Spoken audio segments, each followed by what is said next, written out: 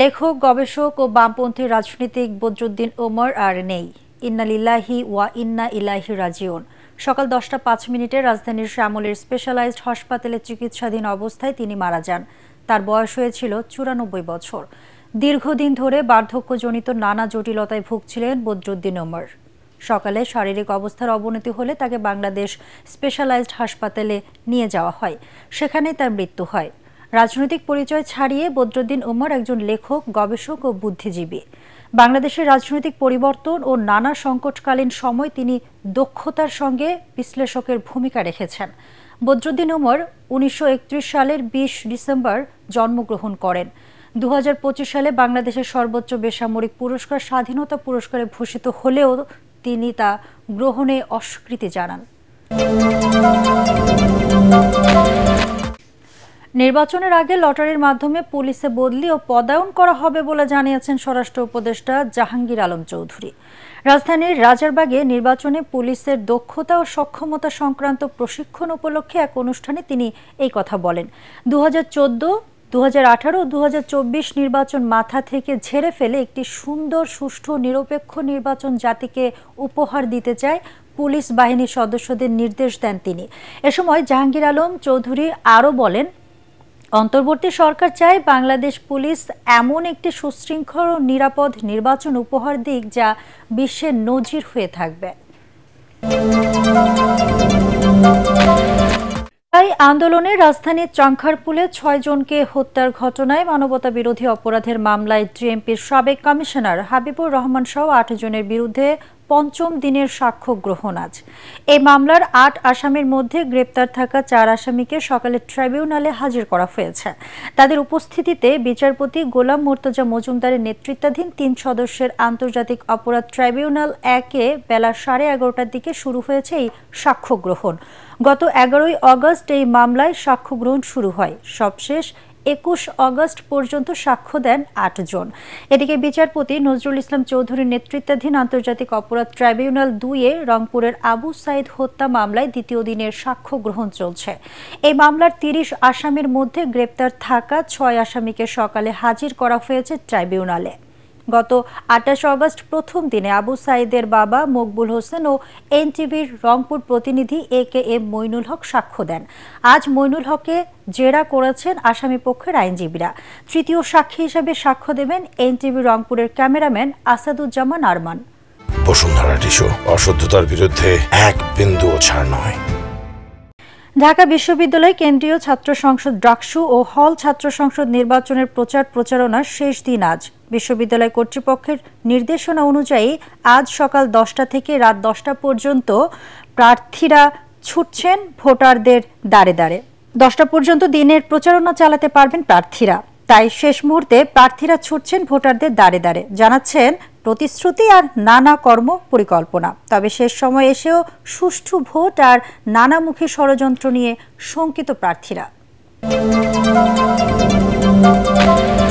রাজবাড়ীতে নুরু পাগলের দরবারে হামলার সময় পুলিশের উপর হামলা ও গাড়ি ভাঙচুরের মামলায় 5 জনকে গ্রেপ্তার করেছে পুলিশ। শনিবার রাতে তাদের গ্রেপ্তার করা হয় বলে নিশ্চিত করেছেন রাজবাড়ীর অতিরিক্ত পুলিশ সুপার শরীফ আল রাজীব।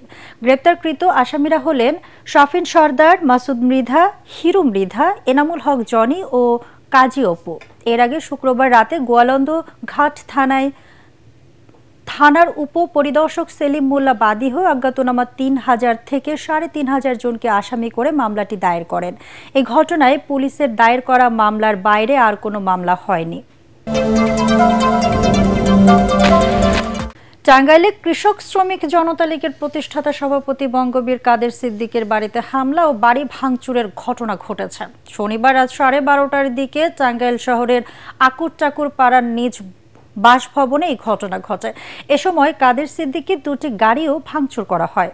হামলার সময় কাদের সিদ্দিকী বাড়িতেই অবস্থান করছিলেন।